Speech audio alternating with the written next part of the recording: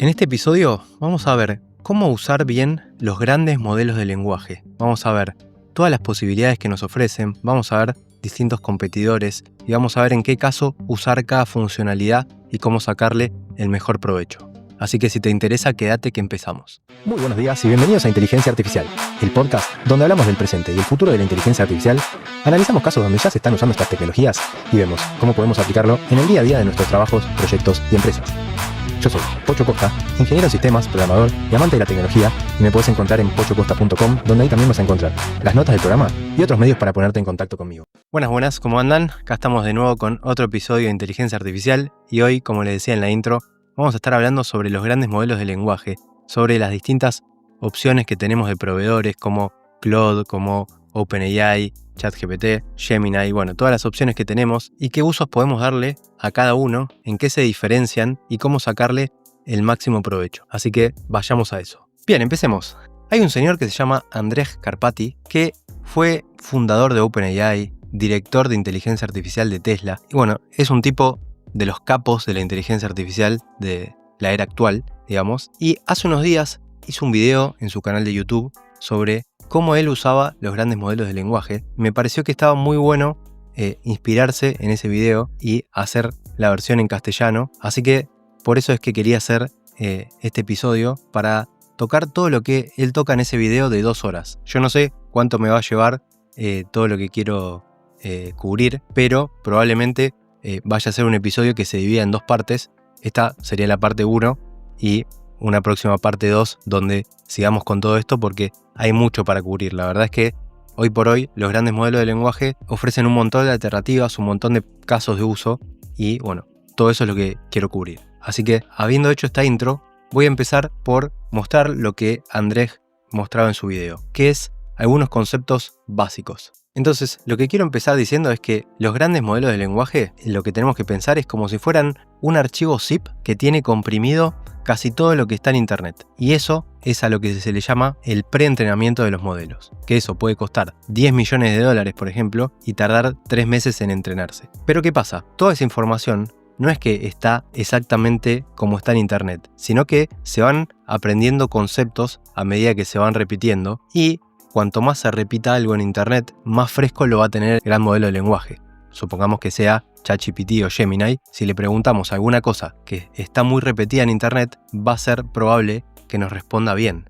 Pero tengamos en cuenta que lo que hacen estos grandes modelos de lenguaje es predecir tokens, sería como predecir palabras. Tengo otros episodios más antiguos donde explico exactamente cómo funciona esto, pero lo que hacen es predecir tokens. Entonces puede ser que esa forma probabilística, estadística, no termine exactamente en algo real. Y a eso es a lo que se le llama alucinaciones.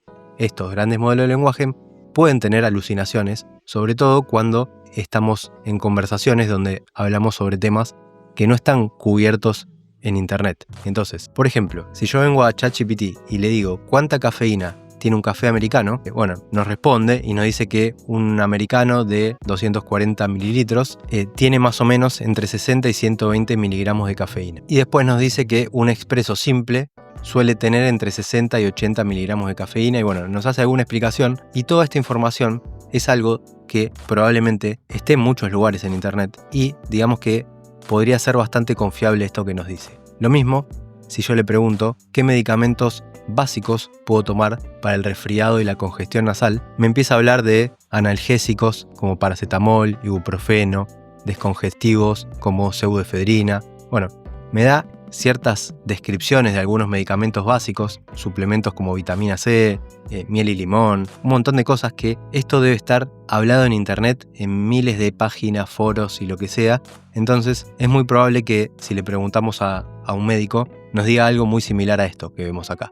Lo mismo con el tema de la cafeína. Pero en otros casos puede haber alucinaciones. Entonces lo que tenemos que tener en cuenta es que no siempre tenemos que confiar al 100% en lo que nos digan estos chats, sino que en muchos casos nos puede servir, pero siempre tenemos que hacer alguna verificación. Otra cosa interesante que está bueno comentar es que cuando nosotros abrimos un chat como estos que estábamos viendo acá y empezamos a conversar, las conversaciones se van volviendo cada vez más largas y eso lo que suele traer es que a más larga la conversación puede ser más factible que, por un lado, el modelo tienda a equivocarse.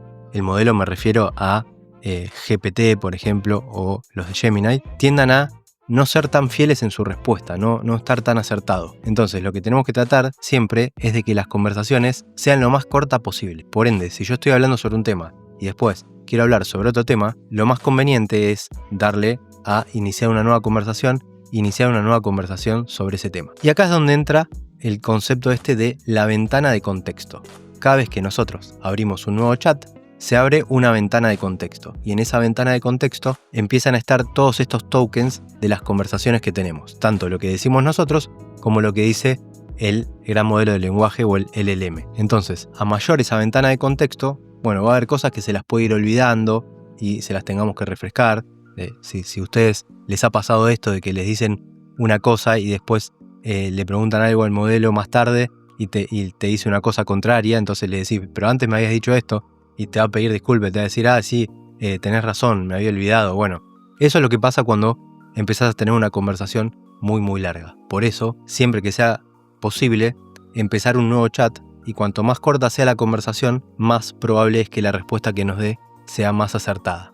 Siempre teniendo en cuenta esto que decíamos antes. Cuando estemos hablando sobre temas de que estén muy repetidos en internet, va a ser más probable que nos dé una respuesta acertada. Cuanto menos esté repetido eso en internet, ahí tiene más probabilidad de fallar. Además, cuanto más larga sea la conversación, más lento se va a volver el modelo en responderlo. O sea que no solo perdemos en precisión, sino que perdemos en velocidad. Por ende, tengan en cuenta esto. Siempre que sea posible, iniciar una nueva conversación y mantener las conversaciones cortas y enfocadas en un solo tema. Bien, algo interesante a tener en cuenta es que sepamos con qué modelo estamos conversando. Por ejemplo, en el caso de ChatGPT, podemos ir a este desplegable y vemos que tenemos distintas opciones. Acá tengo seleccionado el GPT-4o, después está el GPT-4o con estas tareas que podemos agendar, por así decirlo. Después tenemos el modelo O1, que es razonamiento avanzado, el modelo O3 Mini, que es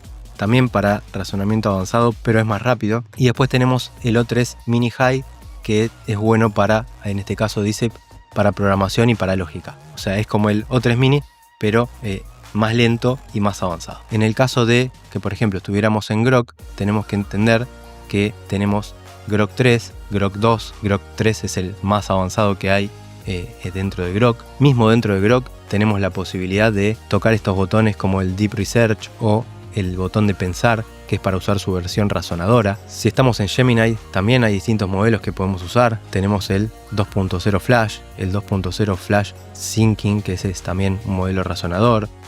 Tenemos un listado. Es interesante que prestemos atención a eso y que veamos cuál estamos usando, porque depende de lo que queramos hacer, nos conviene usar uno u otro. Incluso si estamos usando, por ejemplo, ChatGPT sin estar logueados o con una cuenta gratuita, nos podemos dar cuenta que no tenemos forma de saber qué modelo se está usando por detrás. Pero si nos vamos a la página de precios, vemos que en la cuenta gratuita tenemos acceso a GPT-4o Mini. En cambio, si estamos en la cuenta Plus, que es la de $20 por mes, tenemos acceso a O3 Mini, a O3 Mini High y O1, además de el GPT-4o, que no es el O Mini. Entonces, esas son cosas que tenemos que tener en cuenta. Incluso los modelos que empiezan con la letra O dentro de OpenAI y ChatGPT son modelos razonadores, y los que empiezan con GPT son como la tecnología anterior. La diferencia entre los modelos de la tecnología anterior y los razonadores ya la expliqué en episodios pasados, pero básicamente se trata de que los modelos razonadores son unos modelos que demoran más en responder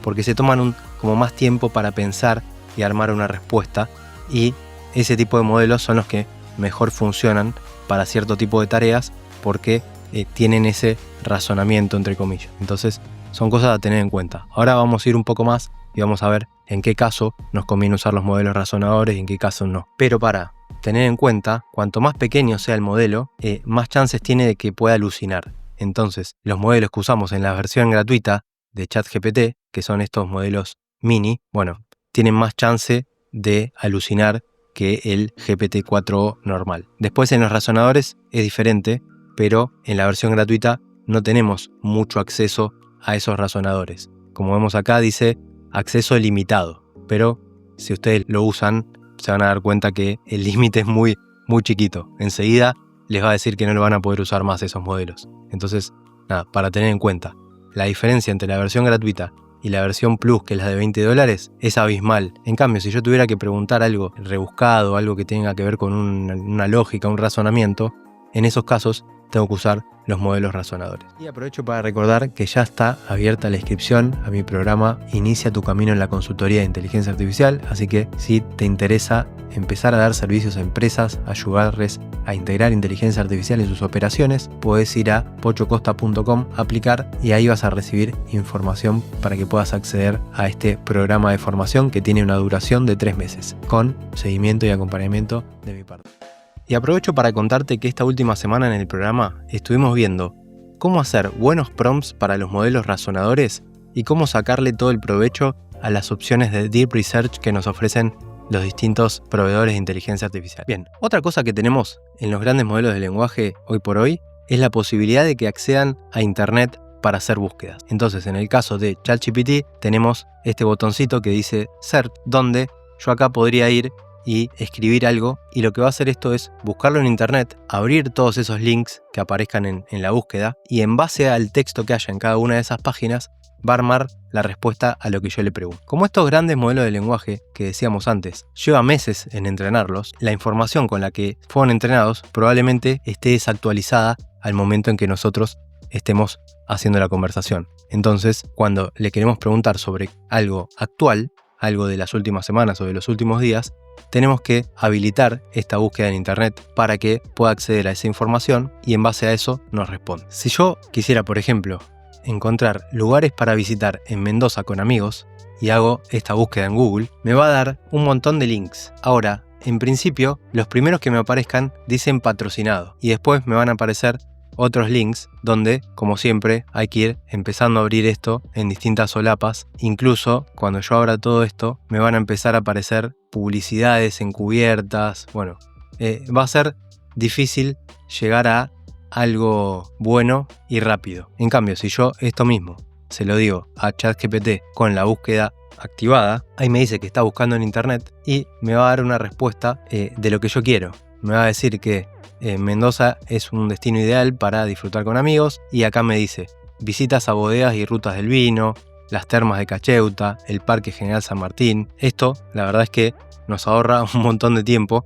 Entonces, esto es la búsqueda con inteligencia artificial. Entonces, ¿qué es lo que sucedió por detrás en este caso? Bueno, lo que sucedió es que en esa ventana de contexto de este chat se metió toda la información que encontró en todos estos sitios y en base a eso armó una respuesta que es lo que nos dicen a nosotros. Entonces, con eso se llenó esa ventana de contexto. Esto también es muy útil para usar cuando queremos saber algo sobre, por ejemplo, algún servicio. No sé, yo quiero saber si tal proveedor ofrece tal servicio o si dentro de su servicio incluye tal característica. ¿Por qué está bueno habilitar la búsqueda en internet para eso? Porque si nosotros no la tenemos habilitado y le preguntamos eso al LLM directamente, nos va a responder con la información que vio en su entrenamiento, que fue hace meses atrás. Y esa información pudo haber cambiado al día de hoy. Tal característica ya no está incluido en el servicio de esa empresa. Entonces, si habilitamos la búsqueda en internet, nos aseguramos de que va a ir al sitio web de esa empresa, va a buscar la información y nos va a responder con la información más actualizada posible. Entonces, eso son cosas que nos tenemos que ir dando cuenta cuando estamos usando para saber, por un lado, en qué casos usar los modelos razonadores y en qué casos no, y en qué caso habilitar la búsqueda en internet y en qué casos no. Después, por otro lado, tenemos la característica de Deep Research. Justo en el episodio pasado hablé bastante sobre esto, así que no voy a profundizar mucho, pero lo que vamos a decir es que este Deep Research es una mezcla entre la búsqueda en internet y los modelos razonadores. Es como si ponemos todo junto en uno y lo que va a hacer es, va a tomarse mucho más tiempo para armarnos una respuesta, pero esa respuesta va a ser muy completa y va a estar basada en información que tome de internet, pero no que tome de los primeros links que le aparezcan en una búsqueda, sino que probablemente vaya a usar cientos de links, por ejemplo, y en base a toda esa información va a hacer distintos pasos de razonamiento para armar la respuesta. Si quieren profundizar más sobre esto, en el episodio pasado hice varias pruebas de distintos Deep Research, como el de Grok o el de Gemini, el de ChatGPT, el de Perplexity. Ahí pueden ir a ver más, pero básicamente tenemos que quedarnos con eso, que es la mezcla de los modelos razonadores con la búsqueda en Internet, pero una búsqueda mucho más profunda, donde va a meter en la ventana de contexto mucha más información, pero no solo eso, sino que los modelos razonadores van a aplicar distintos razonamientos y distintos pasos para abarcar esa información desde distintos ángulos y armar una respuesta, un informe muy completo sobre lo que le pedimos que haga. Después, otra cosa interesante que podemos hacer con los grandes modelos de lenguaje es usarlos para cuando estamos leyendo algún libro o tenemos que leer un paper, tenemos que estudiar algún tema. Bueno, podemos básicamente arrastrar y soltar ese libro y, por ejemplo, podemos empezar pidiéndole que nos haga un resumen y nosotros en paralelo ir leyendo el libro y tener el LLM para poder ir haciendo preguntas y haciendo doble clic y profundizar sobre temas. Entonces, eso es muy útil. Acá, por ejemplo, tengo un ebook de fútbol, cultura y sociedad que es del gobierno de la ciudad de Buenos Aires. Se lo subí a ChatGPT y le voy a pedir que haga un breve resumen. Ahí lo está leyendo y ahora nos va a dar un resumen y nos empieza diciendo que esto es una recopilación de reflexiones, ensayos y presentaciones realizadas en una jornada organizada en abril del 2000 en el Centro Cultural San Martín en Buenos Aires. Y bueno, nos dice algunos temas que esto está abarcado. Y algo que tenemos que tener en cuenta es que cuando hacemos esto, si el PDF que subamos o el documento que subamos tiene adentro gráficos, por ejemplo, todo eso es probable que no quede en la ventana de contexto, porque esto básicamente lo que está haciendo es agarrar todo ese PDF, pasarlo a texto y meterlo dentro de la ventana de contexto. Y por eso podemos empezar a conversar sobre estos temas. Ahora, si hubiera gráficas, eso lo más probable es que quede por fuera y se pierda esa información. Entonces es algo para tener en cuenta. Otro tema importante es cuando necesitamos hacer cálculos. Estos grandes modelos de lenguaje, como lo dijimos al principio, lo que hacen es predecir tokens, predecir palabras. Entonces, si yo le pido que haga una cuenta, por ejemplo, ¿cuánto es 9 por 3? Es muy probable que la respuesta la dé de manera correcta. ¿Por qué? Porque esto es algo que se debe haber repetido en Internet miles y millones de veces. Entonces, de alguna manera, lo tiene como memorizado. Ahora, si yo le pido un cálculo mucho más complejo, lo más probable es que eso no lo pueda hacer y vaya a alucinar. Así que hagamos la prueba y veamos qué pasaría. Bien, ahí le estamos diciendo que multiplique dos números grandes y si le pedimos que haga eso, vamos a ver qué pasa. Fíjense que dice analizando y ahora está dando el resultado. Bien, esto es buenísimo porque podemos ver la diferencia. Cuando le dijimos cuánto es 9 por 3, nos dijo que 9 por 3 era 27. En cambio ahora, a diferencia, dijo analizando y como vemos acá nos da un botoncito donde podemos ver el análisis que hizo. Y ese análisis en realidad lo que hizo fue escribir un programa en Python donde hizo esta multiplicación y lo que hace es mostrar el resultado en pantalla. Que no es solamente mostrar el resultado en pantalla, sino que el resultado que obtuvo, el programa de Python se lo compartió a ChatGPT y ChatGPT armó la respuesta diciendo el resultado de tal número por tal otro número es y el resultado. Y esto es correcto porque hizo este programa en Python para sacar esa cuenta. ¿Qué pasaría si nosotros esto mismo se lo pedimos a Grok 3, que es el modelo de lenguaje más performante hasta la fecha? Le pasamos esto y vamos a ver que rápidamente nos da una respuesta. Vamos a ver si esta respuesta coincide con la que calculó ChatGPT o incluso vamos a hacerlo con la calculadora que trae el sistema operativo. Bien, vamos a ver si coincide con lo que nos da la calculadora. 886-234-600-857-844. Fíjense que la diferencia entre lo que da la calculadora y lo que nos dijo Grok es totalmente diferente. O sea que lo que hizo Grok fue alucinar totalmente y darnos un resultado que, si bien puede estar cerca porque empieza con 886, el resto es cualquier cosa. O sea que tenemos que entender para qué sirven cada modelo y cuándo tenemos que activar una cosa y otra. Grok no tiene, de momento, esta posibilidad que tuvo ChatGPT de darse cuenta que le estábamos pidiendo un cálculo matemático y que para eso necesitaba escribir un programa para hacer el cálculo y que el cálculo sea correcto. Así que este es otro gran tema a tener en cuenta cuando usamos los grandes modelos de lenguaje, entender que si necesitamos hacer algo matemático, no se lo podemos pedir al modelo LLM, porque si lo que está usando es la predicción de tokens, la probabilidad de que ante una cuenta difícil que alucine es altísima, y que para eso necesitamos que haga un programa y que ese programa sea el encargado de hacer bien el cálculo. Así que bueno, con eso llegamos hasta el final de esta primera parte de cómo usar los LLM, las diferencias y todo lo que estuvimos viendo. Y en el próximo vamos a ver la segunda parte, donde vamos a ir con otros usos más avanzados. Así que quiero que me dejen en los comentarios, o dejen un me gusta, o dejen un comentario de si les gustó este tipo de episodio. Y bueno, con esto llegamos al final. Espero que les haya gustado. Si es así, que dejen un me gusta, 5 estrellitas en Spotify. Y nos seguimos escuchando en el próximo episodio, donde seguiremos hablando de este hermoso mundo de la inteligencia artificial.